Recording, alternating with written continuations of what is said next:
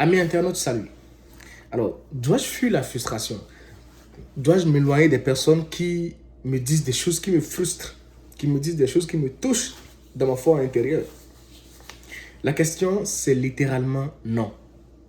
Non, pourquoi? Parce que ces personnes-là, ce sont des personnes qui m'aident en réalité. Lorsque vous n'êtes pas frustré, vous ne cherchez pas à sortir de là où vous êtes.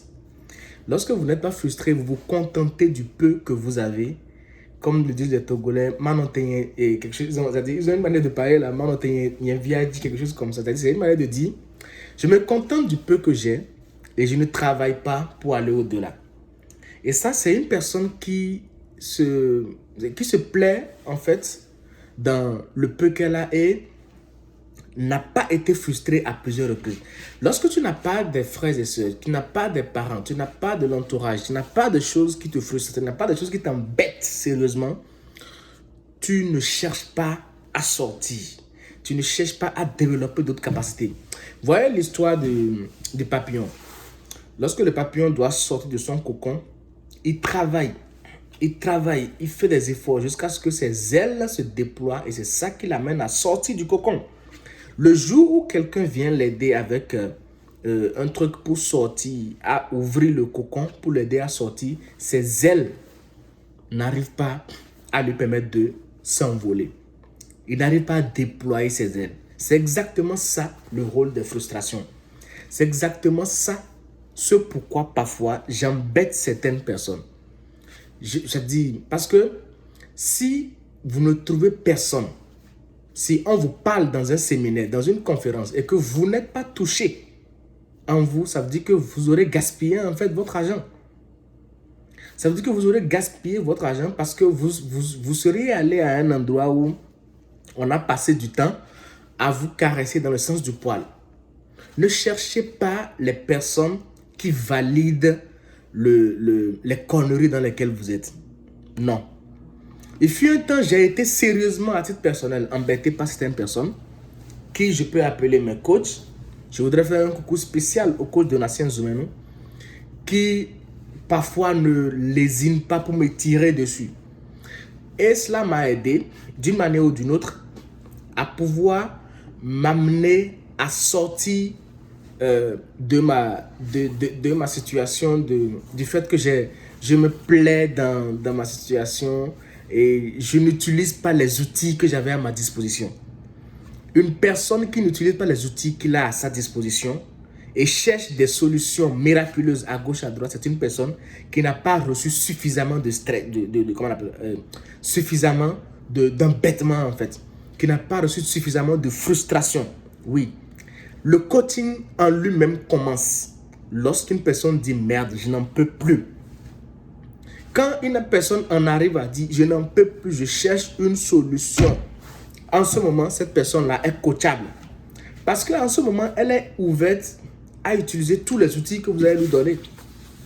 Combien de personnes n'ont pas entendu dans plusieurs séminaires, dans plusieurs conférences, dans plusieurs vidéos que le langage, la parole qui sort de notre bouche est sacrée et qui ne veut pas raconter du n'importe quoi sur soi-même.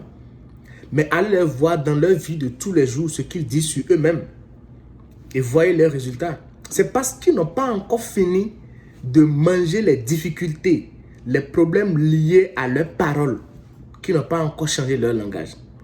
Le jour où ils vont manger ça suffisamment et ils vont s'énerver de ce qu'ils voient, ils vont appliquer ce qu'ils ont entendu.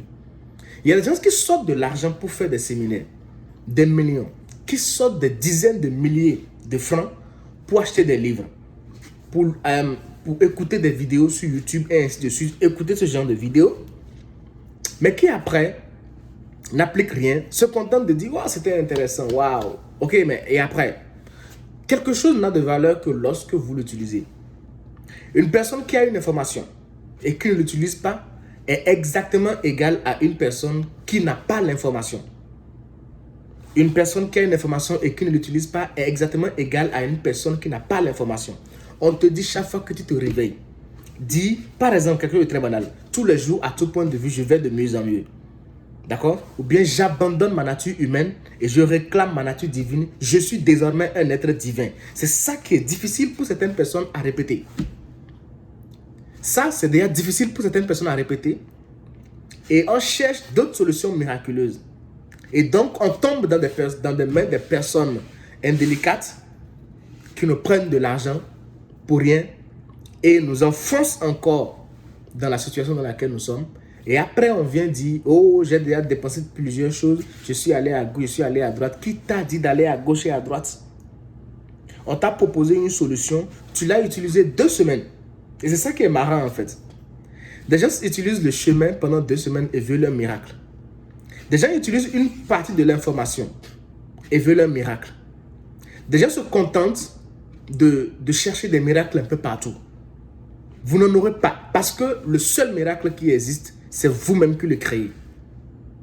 Et je voudrais appeler tout le monde ici à changer de manière de voir la vie. Les choses ne viendront pas aussi facilement que vous l'imaginez. Non, vous devez fournir un effort. Vous devez fournir un effort. Il y a un adage anglais qui dit « No pain, no gain ». Vous devez fournir un minimum d'effort avant d'avoir les résultats que vous désirez. Ne cherchez pas les résultats tout faits tout de suite et maintenant. Non. C'est un chemin qui vous amène tout droit dans le trou. Et je sais que ceux qui ont des oreilles vont entendre. Les autres vont attendre d'être frustrés sérieusement par les problèmes de la vie avant d'entendre et d'appliquer. Et je désire et je souhaite que chacun de nous qui suivons cette vidéo ne soyons pas parmi ces personnes-là qui seront correctement laminées d'abord par les problèmes avant d'entendre la parole. Des choses simples qu'on a proposées à des personnes, restez sur ce chemin pendant un temps et vous allez voir le résultat avec le temps. Souvenez-vous de l'effet cumulé. Souvenez-vous de comment on construit une route.